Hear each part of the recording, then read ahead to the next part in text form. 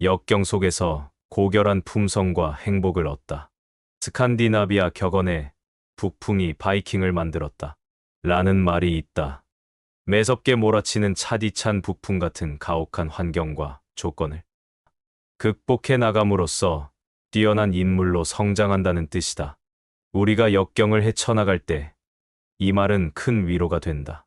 안락하고 안정된 환경이 행복을 이루는 전제 조건이라는 사고방식을 우리는 어디에서 습득한 것일까?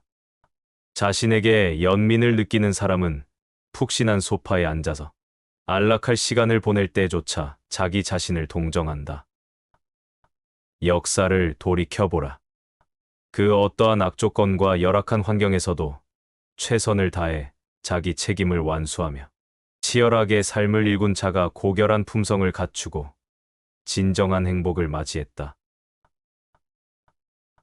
인생에서 승리를 거둔다는 것.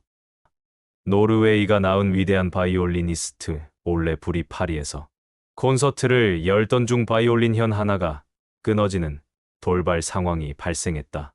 그러나 불은 당황하지 않고 남은 연주를 훌륭하게 마쳤고 청중은 완전히 매료되었다. 이를 두고 신학자 해리 에머슨 포스딕이 말했다. 현 하나가 끊어지면 나머지 세 현으로 연주를 마치는 것. 그것이 인생이다. 누구의 인생이든 반드시 결핍된 부분이 있다.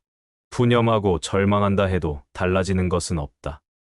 손에 주어진 자원을 최대한 활용해 나아갈 길을 개척하는 것만이 돌파구와 변화를 가져온다. 인생이란 그런 것이다. 인생에서 승리를 거둔다는 것은 그런 일이다.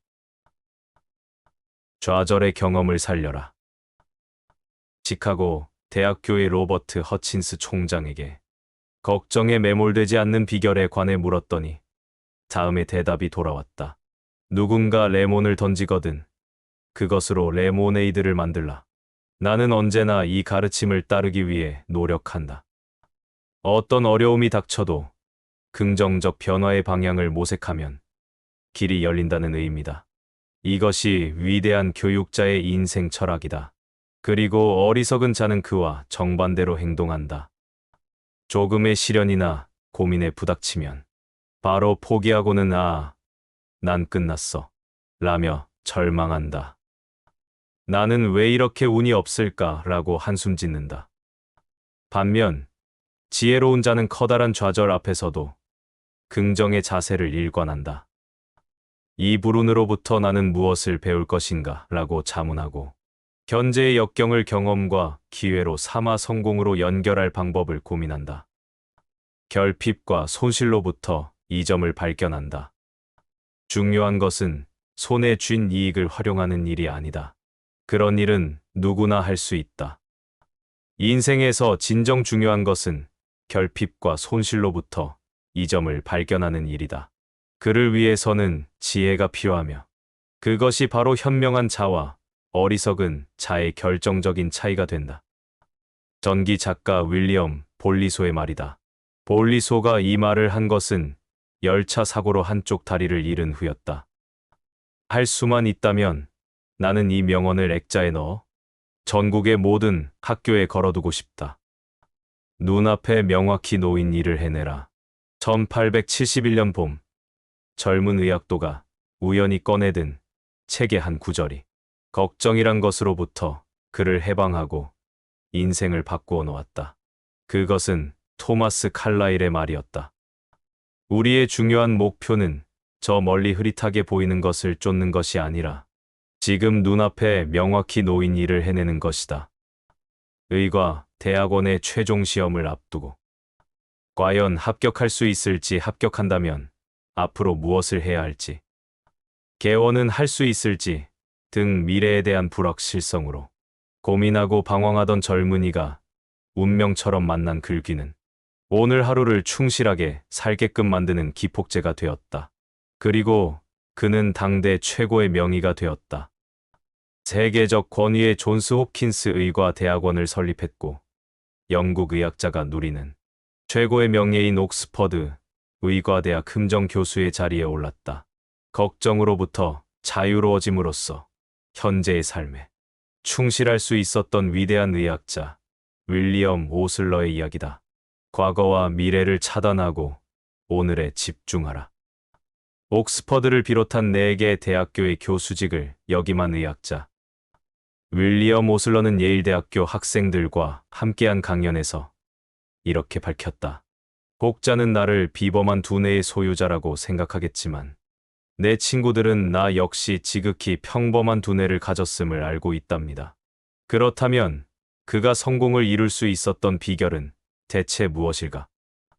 예일에서 강연하기 몇 달 전, 오슬러는 대형 여객선을 타고 대서양을 건넜다. 그 배는 몇 개의 단순한 버튼 조작만으로 배의 각 부분이 육중한 철문으로 완전히 격리되어 방수 구역으로 바뀌는 시스템을 지니고 있었다. 오슬러는 그때의 경험에 빗대어 학생들에게 매우 중요한 메시지를 전했다. 여러분은 거대하고 정교한 선박보다도 훨씬 경이로운 유기체이며 앞으로 더욱 길고 위대한 항해를 떠나려고 하고 있습니다. 어제의 일로 고민하지 말고 내일의 위험을 두려워하지 마십시오. 그러면 아무리 강한 사람이라도 쓰러지고 맙니다. 배의 불필요한 구역들을 철문으로 차단하며 지금 당장의 항해에 온전히 몰두하듯이 과거를 차단하고 오늘의 순간에 집중하십시오. 아직 오지 않은 내일도 차단함으로써 미래에 대한 불안감에서 벗어나십시오. 어제와 내일의 일에 귀중한 에너지를 낭비하지 말고 오늘 할 일에 충실하며 살아가길 바랍니다. 다만 이것은 내일을 준비하지 않아도 된다는 의미가 아닙니다. 오늘 할 일에 전력을 기울이는 것이 내일을 대비하는 유일한 방법이기 때문이니까요. 가장 소중히 누려야 할 찰나의 삶.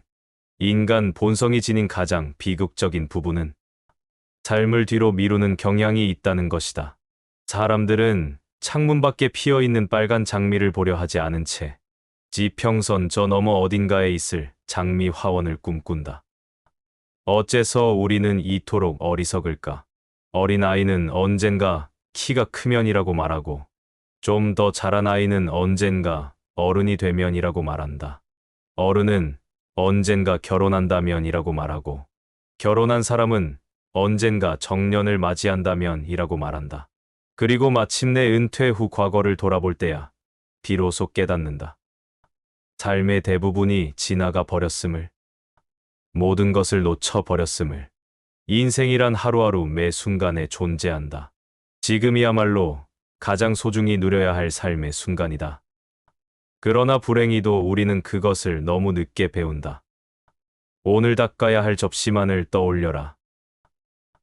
윌리엄 우드 목사는 몇 해 전 잠을 이룰 수 없을 만큼 심한 위통에 시달렸다. 통증이 극심한 데다 부친을 위험으로 잃은 가족력까지 있었던 터라. 병원을 찾아 정밀 검사를 받았는데 결과는 의외였다. 시민성 통증이라는 진단이 내려진 것이다. 사실 우드 목사는 교회의 온갖 일들을 도맡고 있어 언제나 긴장과 중압감 속에 생활했으며 그만큼 걱정 또한 많았다. 우선 의사의 권유에 따라 일과 마음의 부담을 줄이고 긴장을 풀기 위해 노력했지만 완전히 편안해지기는 말처럼 쉽지 않았다. 불필요한 걱정들을 왜 머릿속에서 내보내지 못하는 것일까? 대한 답을 찾던 우드 목사는 어느 날 설거지를 하면서 즐겁게 노래를 흥얼거리는 아내의 모습을 보고 불현듯 깨달았다. 아내가 18년 전 결혼했을 때 앞으로 닦아야 할 모든 접시에 양을 떠올렸다면 완전히 질리고 신경쇠약에 걸렸을지 모른다. 그랬다면 저렇게 콧노래를 부르며 설거지하지도 않았겠지. 하지만 그녀는 오늘 닦을 접시에만 온전히 집중하기에 설거지도 즐기며 할 수 있는 거야. 그제야 우드 목사는 자신이 얼마나 어리석게 지내왔는지 실감할 수 있었다. 오늘 사용한 접시를 설거지할 때 어제의 접시와 내일 닦아야 할 접시까지 마음속에 쌓아두고 걱정과 긴장에 매몰되었던 것이다. 그 후로 우드 목사가 걱정과 긴장으로 위통에 시달리는 일은 없었다.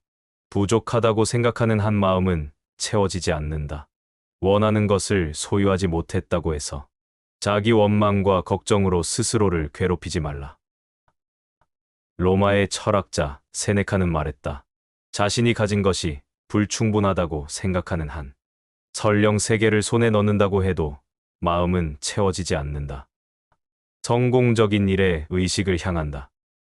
걱정으로 머릿속이 어지럽고 마음이 괴롭다면 잠시 멈춰서서 숨을 고르고 자문해보자. 나는 무엇을 걱정하는가? 이를 차근차근 구체적으로 정리해보면 막연히 걱정했던 것보다 사소한 일임을 깨달을 것이다. 우리 인생 중 약 90%의 일은 별일 없이 순탄하게 흘러가며 약 10%의 일은 문제에 부닥친다. 행복해지고 싶다면 성공적인 90%의 일에 의식을 향하고 제대로 되지 않는 10%의 일을 머릿속에서 몰아내라. 그리고 만약 끊임없는 걱정으로 위궤양을 앓고 있다면 제대로 되지 않는 10%의 일에 의식을 집중하고 성공적인 90%의 일을 무시하라. 우리의 삶은 우리의 생각이 만든다. 온종일 생각하는 것, 그것이 바로 그 사람이다. 시인이자 철학자 랄프 왈도 에머슨의 말이다. 인간이 그 외의 존재가 되는 것은 있을 수 없다. 내가 삶에서 배운 가장 큰 교훈 또한 우리의 생각, 마음가짐이 인생의 성패를 가른다는 것이다.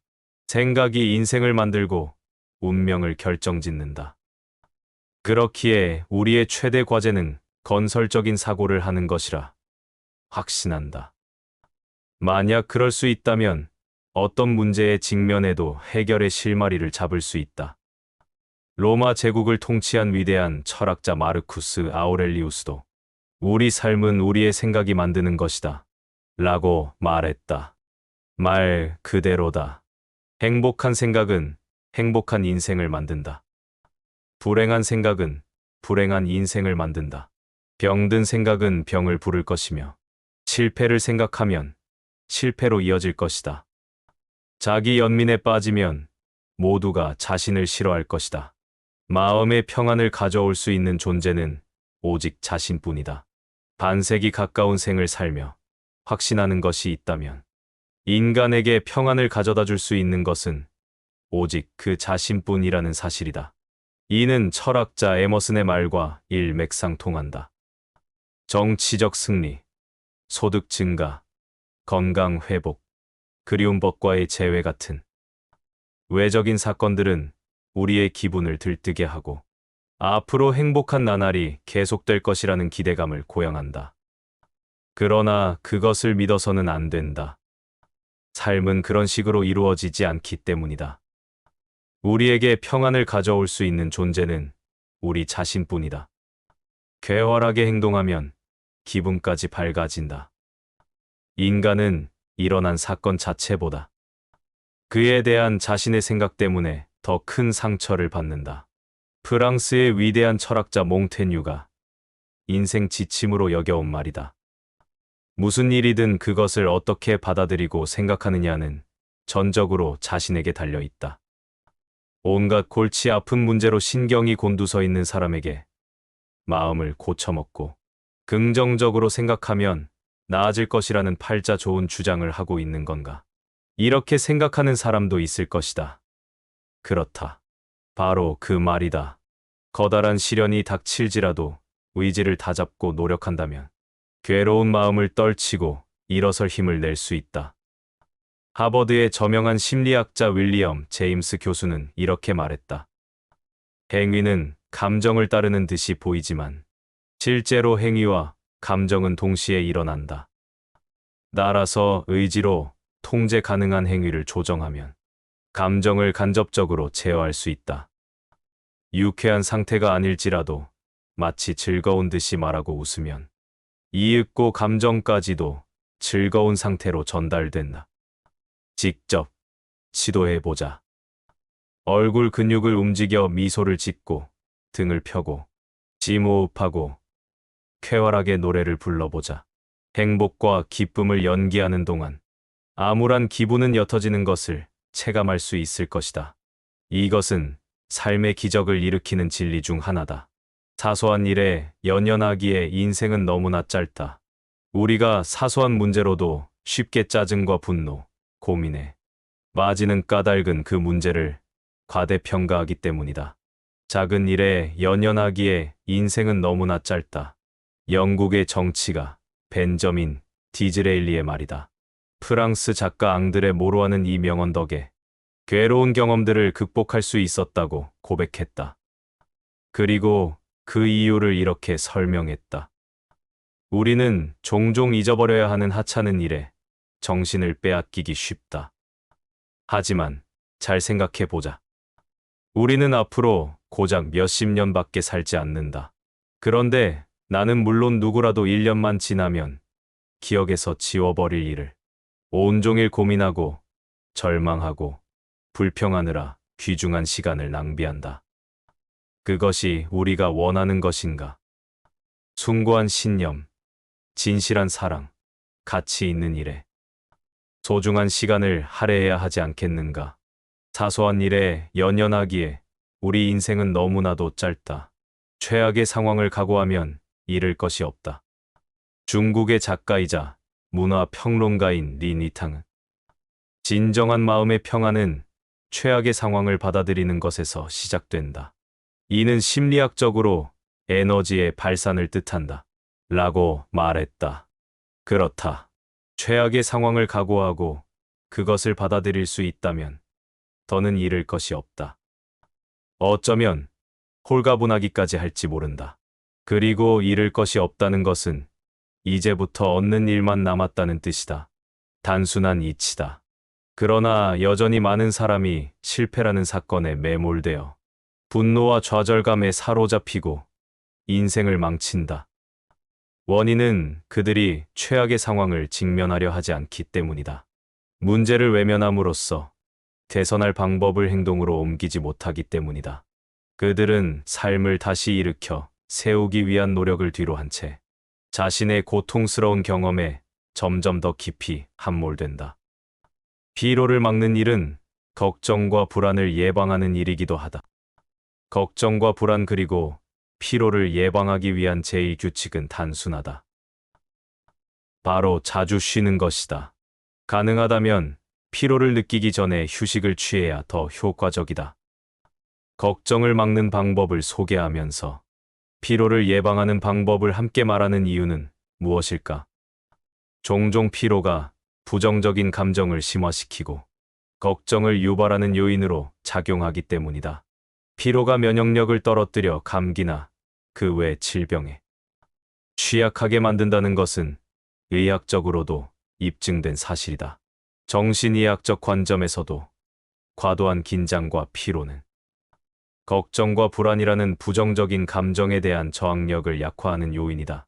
시카고 대학교 임상심리학 연구소의 소장을 역임했고 긴장 완화의 치료 효과를 오랫동안 연구한 에드먼드 제이콥슨 박사는 완벽하게 이완된 상태에서는 걱정이나 불안 등의 감정적 상태가 존재할 수 없다고 밝힌 바 있다. 걱정이 마음을 점유하지 않게 한다. 오프 교회의 존 밀러 목사는 이렇게 회고했다. 몇 해 전, 나는 마음먹기에 따라 걱정과 근심을 얼마든지 없앨 수 있음을 발견했다. 걱정은 외부에 있는 것이 아니라 우리 내면에 있음을 깨달았기 때문이다.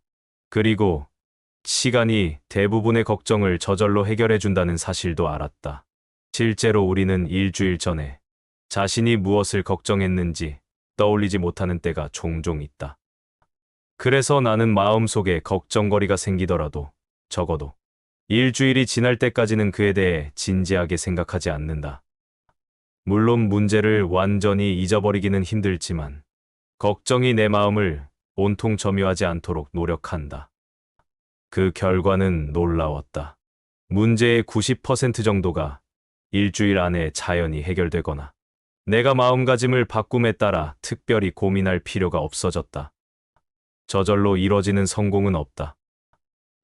미국 역사상 가장 다재다능하고 현명한 위인으로 칭송받는 벤저민 프랭클린은 매일 밤 진지하고 철저하게 반성하는 시간을 가졌다. 자신에게 13가지의 중대한 결점이 있음을 발견했기 때문이다. 그중 3가지를 소개하면 시간을 낭비하는 것, 사소한 일로 고민하는 것, 타인의 의견을 반박하고 언쟁하는 것이다. 프랭클린은 이 결점들을 고치지 않는 한 위대한 성공을 이룰 수 없음을 깨달았다. 그래서 매주 결점 하나를 골라 그것을 극복하고 이겨내기 위한 시간을 가졌다.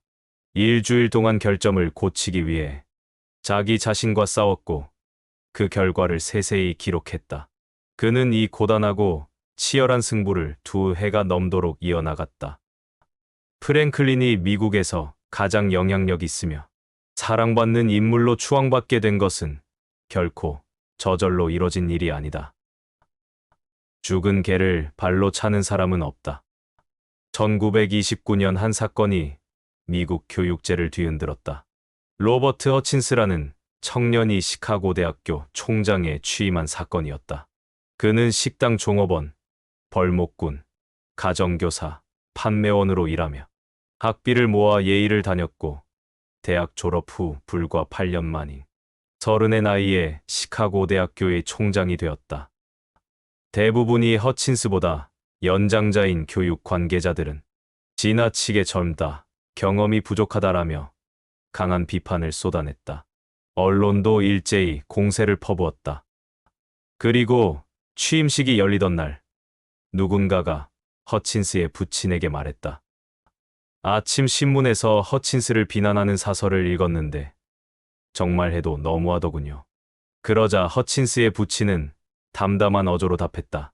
분명 도가 지나친 비판이었지. 그러나 기억하게 죽은 개를 발로 차는 사람은 아무도 없지 않은가. 그렇다. 보잘것없는 인물을 공격하는 사람은 없다. 사람들은 뛰어난 인물일수록 그를 공격함으로써 만족을 느낀다. 인간은 본디 은혜를 쉽게 잊는다. 영국의 시인이자 평론가 세뮤얼 존스는 감사하는 마음은 엄청난 수양에서 빚어지는 결실이며 수양이 부족한 사람들에게서는 기대할 수 없는 열매다. 라고 말했다. 보통의 사람들에게 감사의 마음을 바라면 실망하게 된다. 인간은 본디 은혜를 쉽게 잊으며 이기적이고 매정한 존재임을 기억해둔다면 기대에 어긋나는 일은 생기지 않을 것이다. 복수는 유해무익하다. 어떤 이기적인 자가 당신을 이용하고 속이려 든다면 복수할 생각보다는 당신의 지인 목록에서 그를 삭제하라. 복수는 상대를 괴롭히기보다는 당신 자신을 더 해칠 것이기 때문이다. 별난 이상주의자의 말처럼 들릴지 모르겠다. 하지만 이는 미국의 한 경찰청에서 발행한 회보에 실린 글이다. 복수심과 분노는 과학적인 관점에서도 건강에 유해한 영향을 끼친다. 시사 화보지 라이프에 이런 기사가 실린 적이 있다. 고혈압 환자의 주요 성격적 특징은 분노다. 분노나 억울한 감정, 복수심에 사로잡히다 보면 고혈압과 심장병의 발병률이 높아진다. 예수가 원수를 사랑하라고 한 것은 단순히 인간의 윤리관을 설파한 것만이 아니라 의학적으로 건강에 이로운 가르침을 전하는 의도가 있었을지도 모르겠다. 분명한 것은 그 말을 따름으로써 고혈압이나 심장병, 위궤양을 포함한 많은 병을 예방할 수 있었다는 점이다. 적을 향한 복수의 불길은 자신에게 깊은 화상을 남긴다. 적을 향해 복수의 불길을 지피지 말라. 그 불은 당신 자신에게 깊은 화상을 입힐 것이다. 셰익스피어의 말이다. 아무리 노력해도 원수를 포용할 수 없다면 적어도 우리 자신을 사랑해보자. 우리의 감정이 적에게 지배되지 않도록 스스로를 보호해야 한다. 적에 대한 복수심 때문에 불행한 생각과 걱정에 사로잡혀 우리의 외모, 건강, 행복이 무너지는 것을 막아야 한다. 불행에 빠지는 비결. 불행해지는 비결은 간단하다. 지금 나는 행복한가 불행한가를 고민하는 시간과 여유를 가지는 것이다. 노벨 문학상의 작가 조지 버나드 쇼가 한 말이다. 정말로 그렇지 않은가? 이런 일로 고민하는 것은 지금 당장 그만두자. 그리고 바쁘게 움직이자. 몸 구석구석으로 뜨거운 피가 돌기 시작하고 심장은 힘차게 뛸 것이다. 머리가 맑아지고 온몸에 생명력이 넘치는 대신 쓸데없는 걱정거리는 저 멀리 날아갈 것이다. 지나친 걱정으로 몸과 마음이 쇠약해지는 것을 막기 위해 열심히 일하자. 끊임없이 바쁘게 지내는 것은 세상에서 가장 값싸지만 효과 만점인 묘약이다. 나의 20대는 앞으로 어떻게 살아가야 할지 불안하고 막막한 날들의 연속이었다. 특히 여기서 나오는 토마스 칼라일의 글귀는 이후 내 인생의 모토가 되었다. 우리의 중요한 목표는 저 멀리 흐릿하게 보이는 것을 쫓는 것이 아니라 지금 눈앞에 명확히 놓인 일을 해내는 것이다. 나는 미래를 걱정하는 대신 일어나서 잠들기 전까지 하루에 최선을 다하기로 결심했다. 오늘의 최선을 다하는 것이 내일을 대비하는 유일한 방법이기 때문이다. 걱정에 대한 유일한 해독제는 행동뿐이다. 해야 될 일을 하면 걱정은 자연스레 사라진다.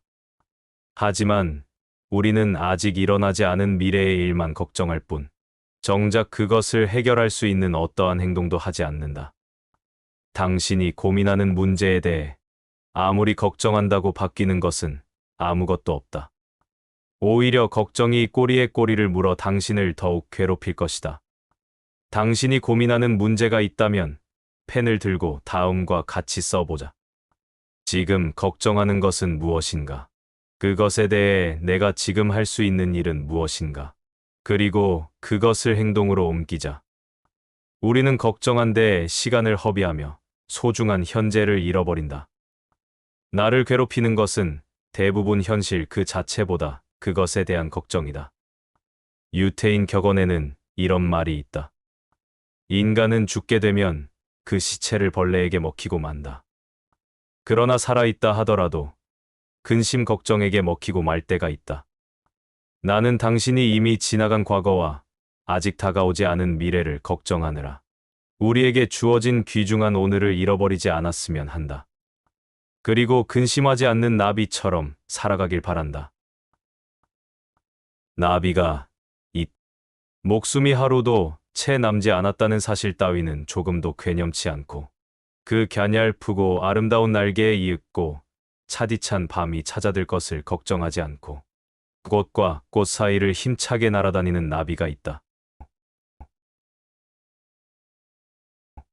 역경 속에서 고결한 품성과 행복을 얻다. 스칸디나비아 격언에 북풍이 바이킹을 만들었다. 라는 말이 있다. 매섭게 몰아치는 차디찬 북풍 같은 가혹한 환경과 조건을 극복해 나감으로써 뛰어난 인물로 성장한다는 뜻이다. 우리가 역경을 헤쳐나갈 때 이 말은 큰 위로가 된다.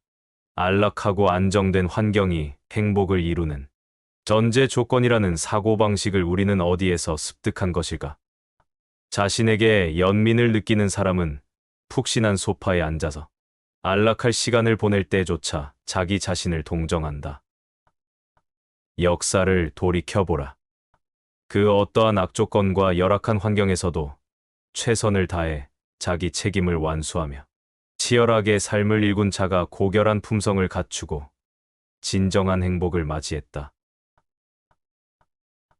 인생에서 승리를 거둔다는 것. 노르웨이가 낳은 위대한 바이올리니스트 올레 불이 파리에서 콘서트를 열던 중 바이올린 현 하나가 끊어지는 돌발 상황이 발생했다. 그러나 불은 당황하지 않고 남은 연주를 훌륭하게 마쳤고 청중은 완전히 매료되었다. 이를 두고 신학자 해리 에머슨 포스딕이 말했다. 견 하나가 끊어지면 나머지 세 현으로 연주를 마치는 것. 그것이 인생이다.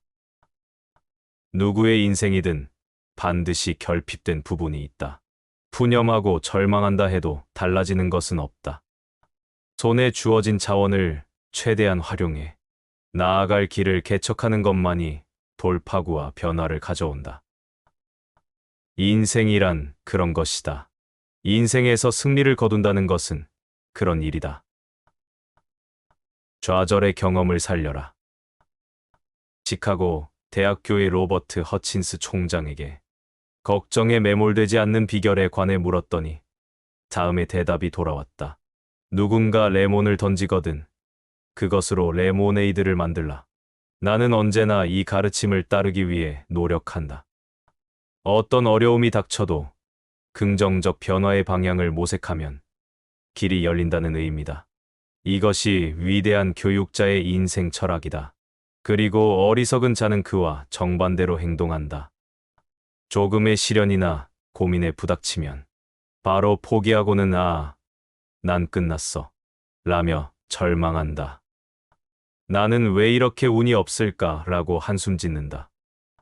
반면 지혜로운 자는 커다란 좌절 앞에서도 긍정의 자세를 일관한다. 이 불운으로부터 나는 무엇을 배울 것인가? 라고 자문하고 현재의 역경을 경험과 기회로 삼아 성공으로 연결할 방법을 고민한다. 결핍과 손실로부터 이점을 발견한다. 중요한 것은 손에 쥔 이익을 활용하는 일이 아니다. 그런 일은 누구나 할 수 있다.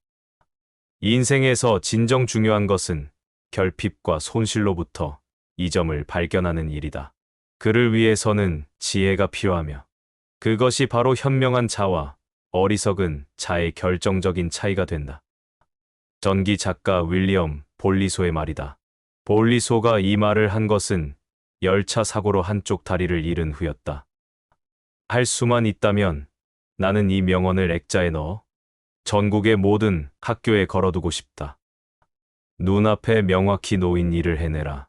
1871년 봄, 젊은 의학도가 우연히 꺼내든 책의 한 구절이 걱정이란 것으로부터 그를 해방하고 인생을 바꾸어 놓았다.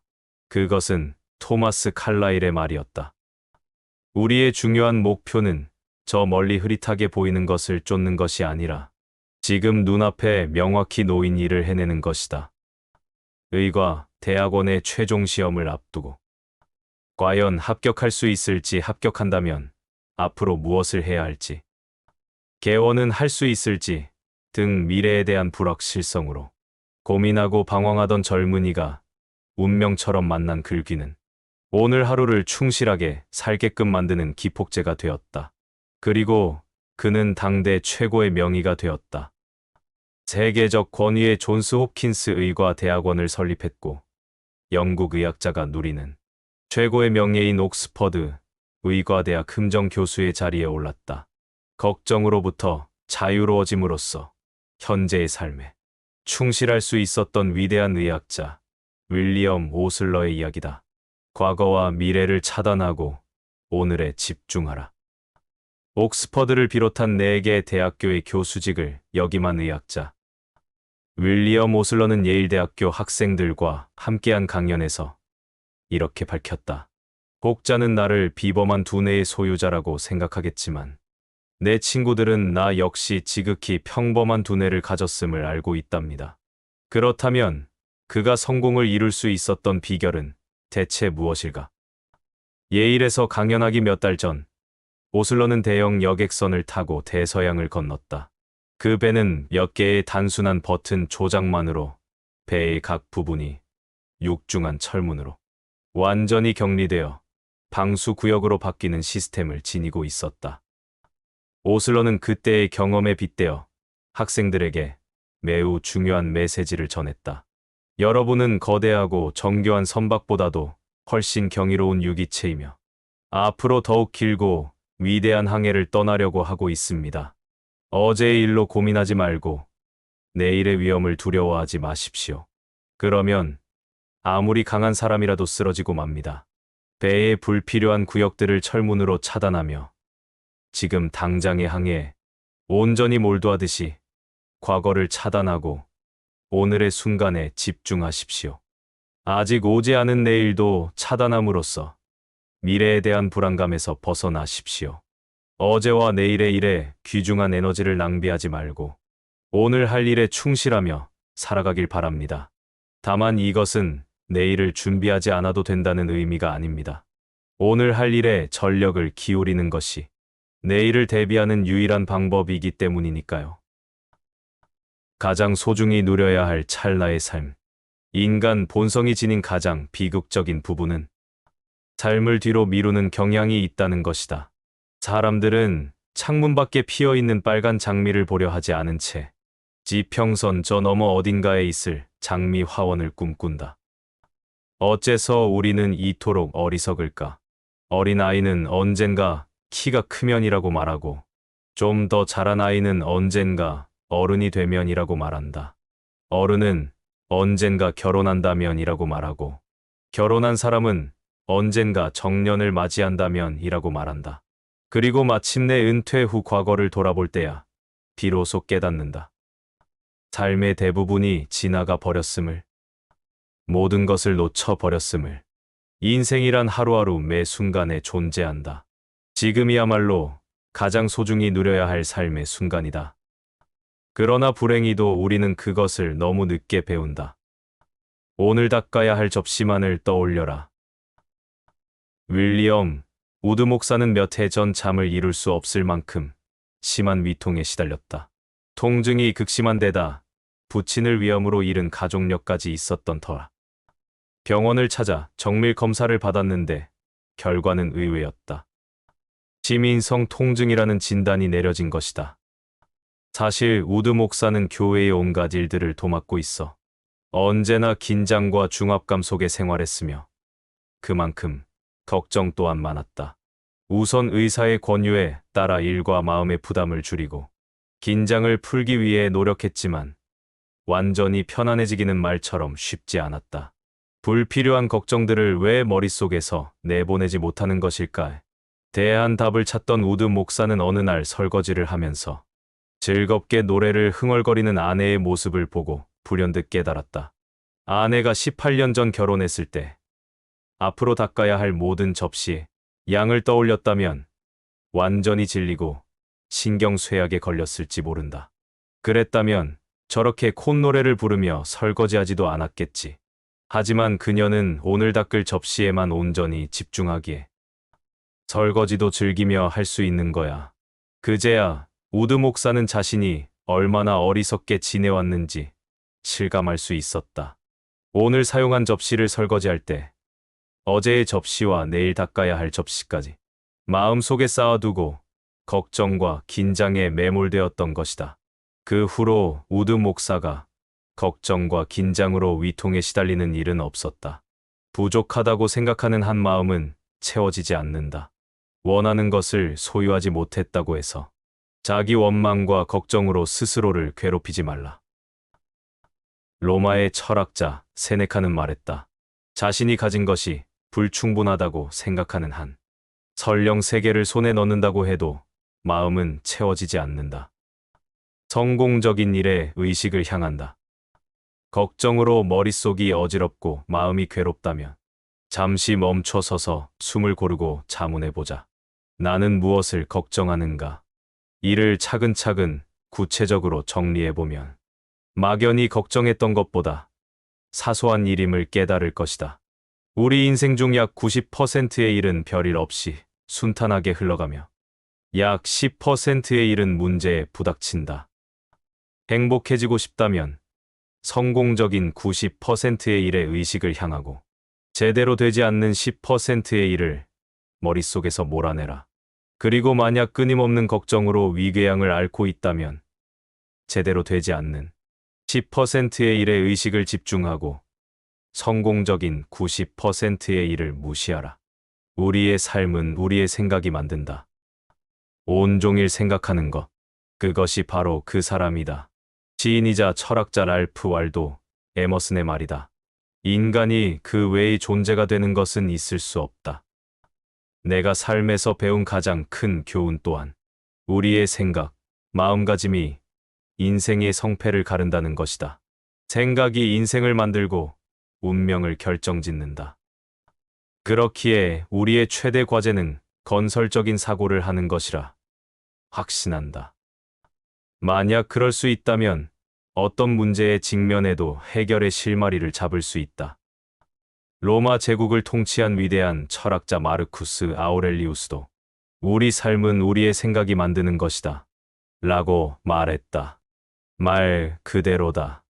행복한 생각은 행복한 인생을 만든다. 불행한 생각은 불행한 인생을 만든다. 병든 생각은 병을 부를 것이며 실패를 생각하면 실패로 이어질 것이다. 자기 연민에 빠지면 모두가 자신을 싫어할 것이다. 마음의 평안을 가져올 수 있는 존재는 오직 자신뿐이다. 반세기 가까운 생을 살며 확신하는 것이 있다면 인간에게 평안을 가져다 줄 수 있는 것은 오직 그 자신뿐이라는 사실이다. 이는 철학자 에머슨의 말과 일맥상통한다. 정치적 승리, 소득 증가, 건강 회복, 그리운 법과의 재회 같은 외적인 사건들은 우리의 기분을 들뜨게 하고 앞으로 행복한 나날이 계속될 것이라는 기대감을 고양한다. 그러나 그것을 믿어서는 안 된다. 삶은 그런 식으로 이루어지지 않기 때문이다. 우리에게 평안을 가져올 수 있는 존재는 우리 자신뿐이다. 쾌활하게 행동하면 기분까지 밝아진다. 인간은 일어난 사건 자체보다 그에 대한 자신의 생각 때문에 더 큰 상처를 받는다. 프랑스의 위대한 철학자 몽테뉴가 인생 지침으로 여겨온 말이다. 무슨 일이든 그것을 어떻게 받아들이고 생각하느냐는 전적으로 자신에게 달려 있다. 온갖 골치 아픈 문제로 신경이 곤두서 있는 사람에게 마음을 고쳐먹고 긍정적으로 생각하면 나아질 것이라는 팔자 좋은 주장을 하고 있는 건가? 이렇게 생각하는 사람도 있을 것이다. 그렇다. 바로 그 말이다. 커다란 시련이 닥칠지라도 의지를 다잡고 노력한다면 괴로운 마음을 떨치고 일어설 힘을 낼 수 있다. 하버드의 저명한 심리학자 윌리엄 제임스 교수는 이렇게 말했다. 행위는 감정을 따르는 듯이 보이지만 실제로 행위와 감정은 동시에 일어난다. 따라서 의지로 통제 가능한 행위를 조정하면 감정을 간접적으로 제어할 수 있다.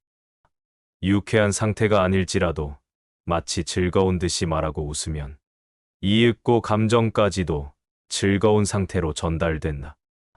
직접 시도해보자. 얼굴 근육을 움직여 미소를 짓고 등을 펴고 심호흡하고 쾌활하게 노래를 불러보자. 행복과 기쁨을 연기하는 동안 암울한 기분은 옅어지는 것을 체감할 수 있을 것이다. 이것은 삶의 기적을 일으키는 진리 중 하나다.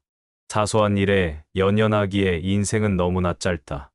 우리가 사소한 문제로도 쉽게 짜증과 분노, 고민에 빠지는 까닭은 그 문제를 과대평가하기 때문이다. 작은 일에 연연하기에 인생은 너무나 짧다. 영국의 정치가 벤저민 디즈레일리의 말이다. 프랑스 작가 앙드레 모로아는 이 명언 덕에 괴로운 경험들을 극복할 수 있었다고 고백했다. 그리고 그 이유를 이렇게 설명했다. 우리는 종종 잊어버려야 하는 하찮은 일에 정신을 빼앗기기 쉽다. 하지만 잘 생각해보자. 우리는 앞으로 고작 몇십 년밖에 살지 않는다. 그런데 나는 물론 누구라도 1년만 지나면 기억에서 지워버릴 일을 온종일 고민하고 절망하고 불평하느라 귀중한 시간을 낭비한다. 그것이 우리가 원하는 것인가? 숭고한 신념, 진실한 사랑, 가치 있는 일에 소중한 시간을 할애해야 하지 않겠는가? 사소한 일에 연연하기에 우리 인생은 너무나도 짧다. 최악의 상황을 각오하면 잃을 것이 없다. 중국의 작가이자 문화평론가인 리니탕은 진정한 마음의 평안은 최악의 상황을 받아들이는 것에서 시작된다. 이는 심리학적으로 에너지의 발산을 뜻한다. 라고 말했다. 그렇다. 최악의 상황을 각오하고 그것을 받아들일 수 있다면 더는 잃을 것이 없다. 어쩌면 홀가분하기까지 할지 모른다. 그리고 잃을 것이 없다는 것은 이제부터 얻는 일만 남았다는 뜻이다. 단순한 이치다. 그러나 여전히 많은 사람이 실패라는 사건에 매몰되어 분노와 좌절감에 사로잡히고 인생을 망친다. 원인은 그들이 최악의 상황을 직면하려 하지 않기 때문이다. 문제를 외면함으로써 개선할 방법을 행동으로 옮기지 못하기 때문이다. 그들은 삶을 다시 일으켜 세우기 위한 노력을 뒤로 한 채 자신의 고통스러운 경험에 점점 더 깊이 함몰된다. 피로를 막는 일은 걱정과 불안을 예방하는 일이기도 하다. 걱정과 불안 그리고 피로를 예방하기 위한 제일 규칙은 단순하다. 바로 자주 쉬는 것이다. 가능하다면 피로를 느끼기 전에 휴식을 취해야 더 효과적이다. 걱정을 막는 방법을 소개하면서 피로를 예방하는 방법을 함께 말하는 이유는 무엇일까? 종종 피로가 부정적인 감정을 심화시키고 걱정을 유발하는 요인으로 작용하기 때문이다. 피로가 면역력을 떨어뜨려 감기나 그 외 질병에 취약하게 만든다는 것은 의학적으로도 입증된 사실이다. 정신의학적 관점에서도 과도한 긴장과 피로는 걱정과 불안이라는 부정적인 감정에 대한 저항력을 약화하는 요인이다. 시카고 대학교 임상심리학 연구소의 소장을 역임했고 긴장 완화의 치료 효과를 오랫동안 연구한 에드먼드 제이콥슨 박사는 완벽하게 이완된 상태에서는 걱정이나 불안 등의 감정적 상태가 존재할 수 없다고 밝힌 바 있다. 걱정이 마음을 점유하지 않게 한다.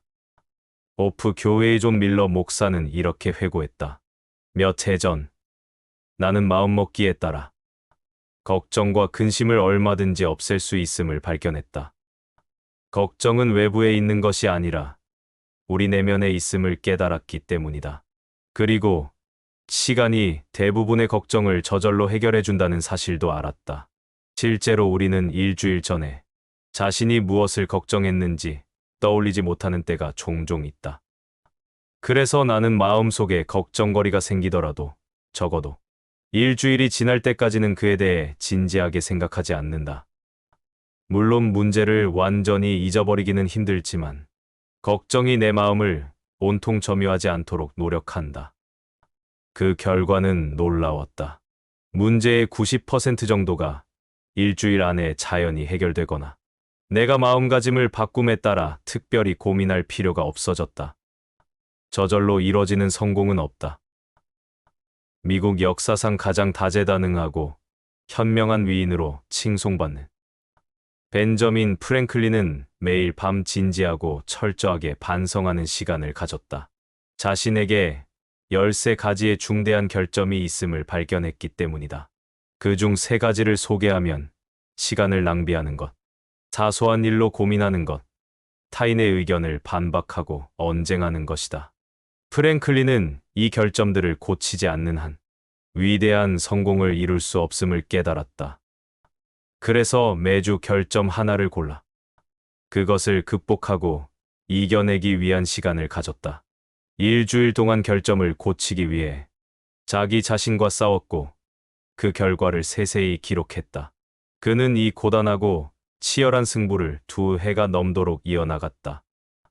프랭클린이 미국에서 가장 영향력 있으며 사랑받는 인물로 추앙받게 된 것은 결코 저절로 이뤄진 일이 아니다. 죽은 개를 발로 차는 사람은 없다.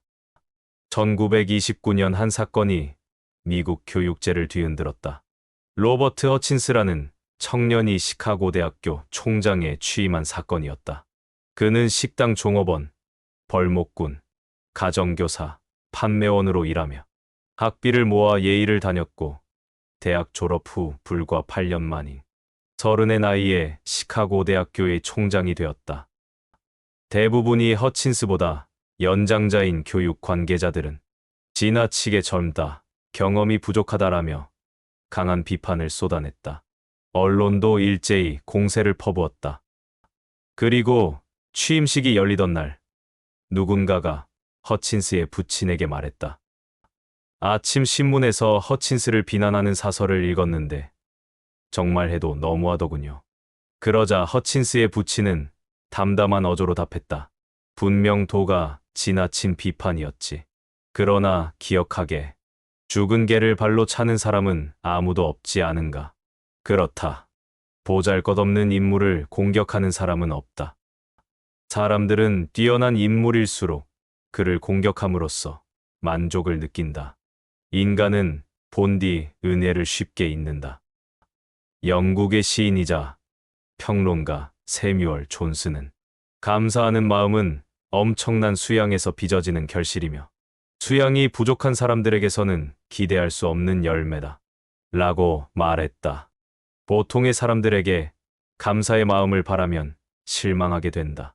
인간은 본디 은혜를 쉽게 잊으며 이기적이고 매정한 존재임을 기억해둔다면 기대에 어긋나는 일은 생기지 않을 것이다. 복수는 유해무익하다. 어떤 이기적인 자가 당신을 이용하고 속이려 든다면 복수할 생각보다는 당신의 지인 목록에서 그를 삭제하라. 복수는 상대를 괴롭히기보다는 당신 자신을 더 해칠 것이기 때문이다. 별난 이상주의자의 말처럼 들릴지 모르겠다. 하지만 이는 미국의 한 경찰청에서 발행한 회보에 실린 글이다. 복수심과 분노는 과학적인 관점에서도 건강에 유해한 영향을 끼친다. 시사 화보지 라이프에 이런 기사가 실린 적이 있다. 고혈압 환자의 주요 성격적 특징은 분노다. 분노나 억울한 감정, 복수심에 사로잡히다 보면 고혈압과 심장병의 발병률이 높아진다. 예수가 원수를 사랑하라고 한 것은 단순히 인간의 윤리관을 설파한 것만이 아니라 의학적으로 건강에 이로운 가르침을 전하는 의도가 있었을지도 모르겠다. 분명한 것은 그 말을 따름으로써 고혈압이나 심장병, 위궤양을 포함한 많은 병을 예방할 수 있었다는 점이다. 적을 향한 복수의 불길은 자신에게 깊은 화상을 남긴다. 적을 향해 복수의 불길을 지피지 말라. 그 불은 당신 자신에게 깊은 화상을 입힐 것이다. 셰익스피어의 말이다. 아무리 노력해도 원수를 포용할 수 없다면 적어도 우리 자신을 사랑해보자. 우리의 감정이 적에게 지배되지 않도록 스스로를 보호해야 한다. 적에 대한 복수심 때문에 불행한 생각과 걱정에 사로잡혀 우리의 외모, 건강, 행복이 무너지는 것을 막아야 한다. 불행에 빠지는 비결, 불행해지는 비결은 간단하다. 지금 나는 행복한가 불행한가를 고민하는 시간과 여유를 가지는 것이다. 노벨 문학상의 작가 조지 버나드 쇼가 한 말이다. 정말로 그렇지 않은가? 이런 일로 고민하는 것은 지금 당장 그만두자. 그리고 바쁘게 움직이자. 몸 구석구석으로 뜨거운 피가 돌기 시작하고 심장은 힘차게 뛸 것이다. 머리가 맑아지고 온몸에 생명력이 넘치는 대신 쓸데없는 걱정거리는 저 멀리 날아갈 것이다. 지나친 걱정으로 몸과 마음이 쇠약해지는 것을 막기 위해 열심히 일하자. 끊임없이 바쁘게 지내는 것은 세상에서 가장 값싸지만 효과 만점인 묘약이다.